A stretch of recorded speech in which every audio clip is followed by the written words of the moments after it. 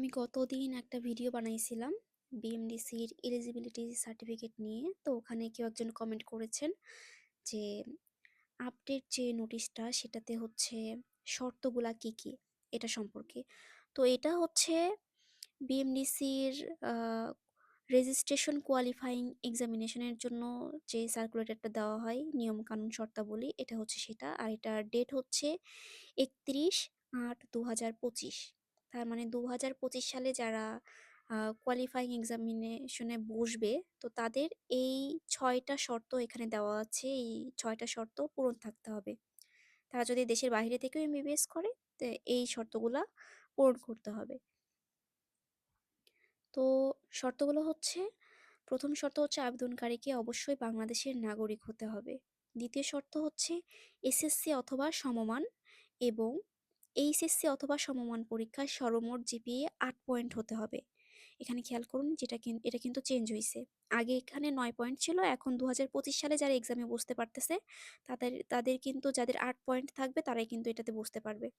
তারপরের শর্ত হচ্ছে সকলের জন্য এইচএসসি অথবা সমমান পরীক্ষায় জীববিজ্ঞানে ন্যূনতম গ্রেড পয়েন্ট 3.5 থাকিতে হইবে।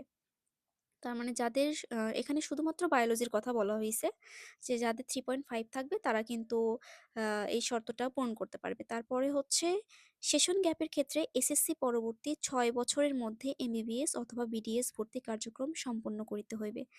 অর্থাৎ এসএসসির পর 6 বছরের মধ্যে কিন্তু এমবিবিএস এ অ্যাডমিট হতে হবে। এর বেশি যদি হয় তাকে কিন্তু এখন পর্যন্ত মানে আপডেট যে নোটিশটা এই অনুযায়ী তারা কিন্তু বসতে পারবে না। তারপর বলছে বিদেশ হইতে এসএসসি অথবা এইচএসসি বা সমমান পরীক্ষায় উত্তীর্ণ শিক্ষার্থীদের অবশ্যই স্বাস্থ্য অধিদপ্তর হইতে ইকুইভ্যালেন্স সার্টিফিকেট গ্রহণ করিতে হইবে।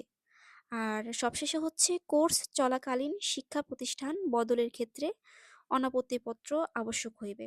তাহলে এই 6টা শর্ত, এই 6টা শর্ত আপাতত যারা পূরণ করতে পারছে তারা কিন্তু 2025 সালের বিএমডিসির যে রেজিস্ট্রেশন কোয়ালিফাইং এক্সাম এখানে কিন্তু বসতে পারছে।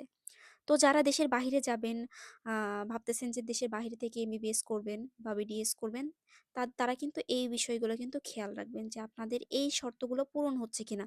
এরকম কিন্তু অনেক এজেন্সি আছে, তারা কিন্তু ওই একটা এলিজিবিলিটি সার্টিফিকেট লাগবে না, ওই একটা নোটিশ দেখিয়ে কিন্তু অনেক সময় মুরগি বানানোর ট্রাই করবে। তো এই শর্তগুলো পূরণ হবে কিনা এটা কিন্তু মাথায় রাখতে হবে। আবার অনেক সময় এটা দেখা যাচ্ছে যে সামনের বছর 2026 সালে এটা চেঞ্জ হইলো, আবার 2027 সালেও চেঞ্জও হইতে পারে। তো এই রিস্ক নিয়ে প্ল্যান বি রেডি রেখে তারপরেই কিন্তু দেশের বাইরে যাওয়া উচিত।